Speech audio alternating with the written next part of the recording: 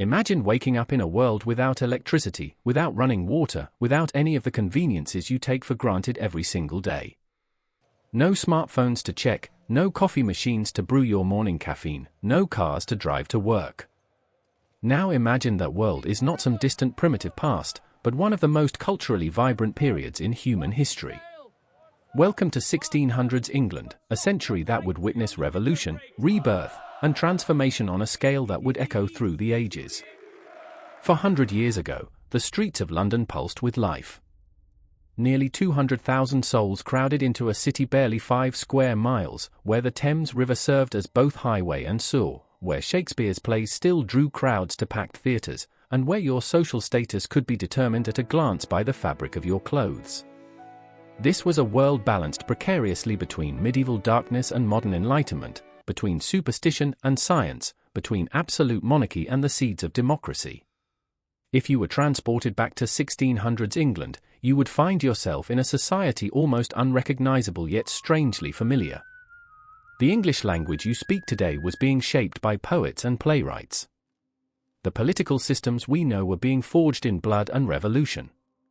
The scientific method that defines our modern world was taking its first tentative steps. But you would also find yourself in a world of unimaginable hardship, where life expectancy hovered around 35 years, where a simple infection could kill you, and where your birth determined your destiny with iron certainty. The 17th century opened with England under a new dynasty.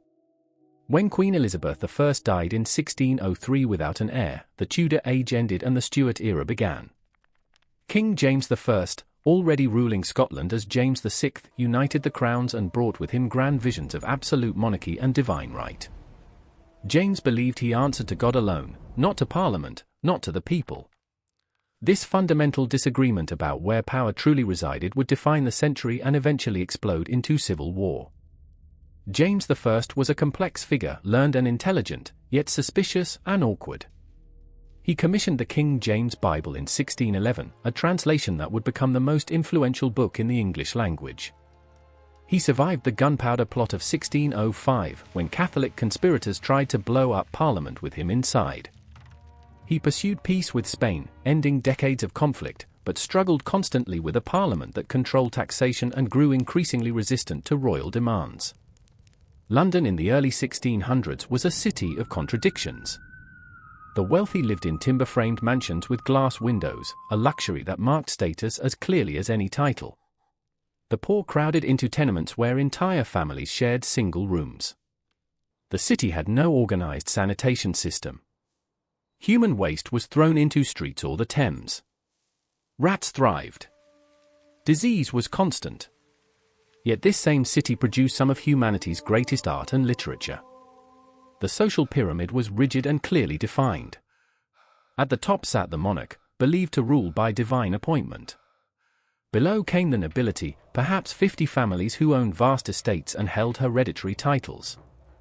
Then the gentry, lesser landowners who formed the backbone of local government as justices of the peace. Below them, the yeomen, successful farmers who owned their land. Then tenant farmers, laborious, and at the bottom, the landless poor who survived on charity or crime. Your daily experience in 1600s England depended entirely on which rung of this social ladder you occupied. Let us walk through a typical day across different social classes, experiencing the sights, sounds, and smells that defined life in this extraordinary century. Dawn breaks over London. If you are a nobleman, you wake in a four-poster bed with heavy curtains, necessary against drafts in rooms with no central heating. Your servants have already been working for hours, lighting fires in every room, preparing breakfast in kitchens where open flames constantly risk burning down the entire wooden structure. You dress with assistance, because the elaborate fashions of the era require help. Men wore doublets, breeches, and if wealthy, a rough collar that could cost more than a laborer earned in a year. Women wore multiple layers, their dresses requiring sometimes an hour to properly don. But if you are among the common people, your morning is brutally different.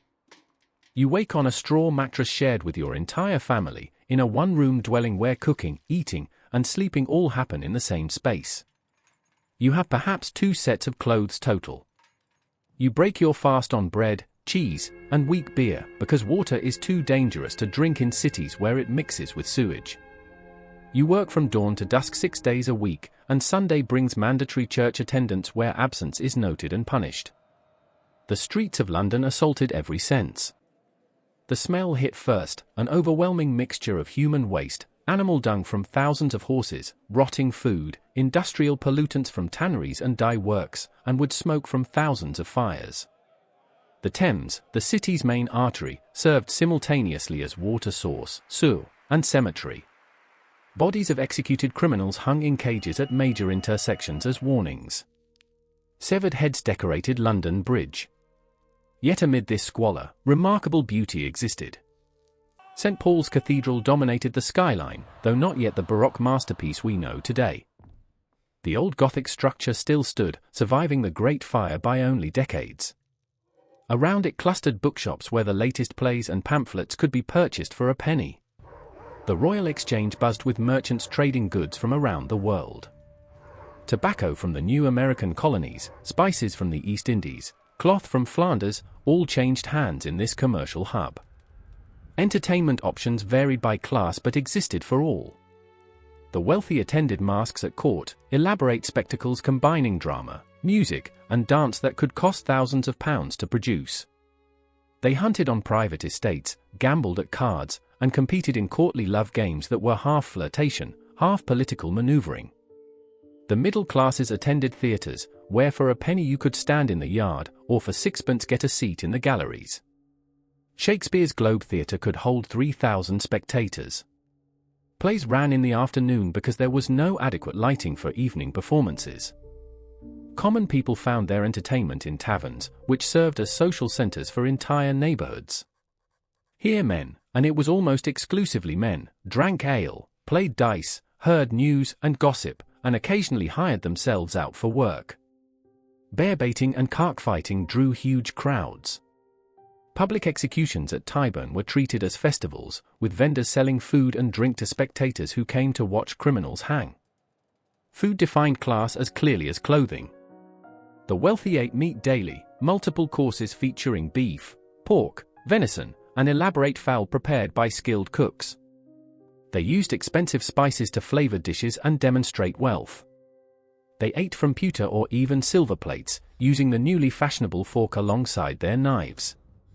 The poor survived mainly on bread, pottage, a thick vegetable soup, cheese, and occasional salted fish. Meat appeared rarely. They ate from wooden trenchers with spoons and fingers. Malnutrition was common, stunting growth and weakening resistance to disease. Medicine existed but bore little resemblance to what we know today. Doctors trained at universities studied ancient texts but had almost no understanding of anatomy, germ theory, or effective treatments. They believed in the four humours, that disease resulted from imbalance of blood, phlegm, yellow bile, and black bile. Treatments included bloodletting, purging, and various herbal remedies, some helpful, most useless, some actively harmful. Surgery was performed without anesthesia or antiseptics.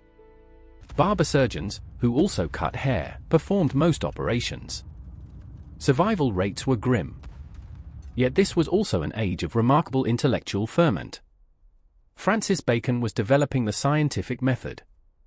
William Harvey would discover blood circulation. The first telescopes were revealing new worlds in the heavens. The printing press, still relatively new, was democratizing knowledge. Books became cheaper, literacy rates slowly climbed, and ideas spread faster than ever before in human history. Religion permeated every aspect of life. England was officially Protestant, having broken from Rome under Henry VIII. But religious divisions ran deep. Catholics, though a minority, remained loyal to the Pope and were viewed with deep suspicion, especially after the Gunpowder Plot. Puritans within the Protestant Church pushed for further reforms, wanting to purge all remnants of Catholic ritual. These religious tensions would eventually contribute to civil war. Church attendance was mandatory by law. Missing Sunday services brought fines. The Church regulated marriage, recorded births and deaths, and provided the only education available to common children through charity schools. The Church calendar structured the year with holy days and festivals. Christmas, Easter, and Saints' Days provided breaks from labor, though Puritans increasingly objected to what they saw as papist celebrations. The 1600s transformed England from a second-tier European power into a nation that would dominate global affairs for centuries. The seeds planted in this century would grow into the British Empire. The constitutional struggles between king and parliament established principles that would influence democratic governments worldwide.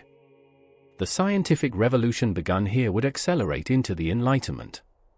But these transformations came at tremendous cost. The English Civil War would kill perhaps 200,000 people in a nation of only 5 million.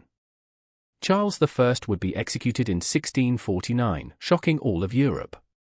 England would briefly become a republic under Oliver Cromwell, then restore the monarchy in 1660. Religious conflicts would continue to simmer and occasionally explode throughout the century. The society of 1600s England was harsh, hierarchical, and often brutal. Yet it produced Shakespeare's greatest plays, the King James Bible, and the foundations of modern science. It was a world where most people lived short, hard lives, yet also a world of remarkable cultural achievement. The contrast defines the century: tremendous suffering alongside tremendous creativity, rigid social structure alongside revolutionary ideas, medieval superstition alongside emerging rationalism. When you walk through modern London, beneath your feet lie the streets where our ancestors struggled and thrived. The Thames still flows, though cleaner now. Westminster still houses Parliament, though the building has changed. The Tower of London still stands, though no longer holding political prisoners. The seeds of our modern world were planted in the soil of 1600s England: our language, our laws, our literature, our scientific method. Understanding this world helps us appreciate how far we have traveled. Life expectancy has more than doubled. Democracy has spread. Science has conquered diseases that once killed millions. Yet it also reminds us that progress is not inevitable, that the rights and freedoms we enjoy were won through struggle and sacrifice, and that each generation must defend and extend the achievements of the past.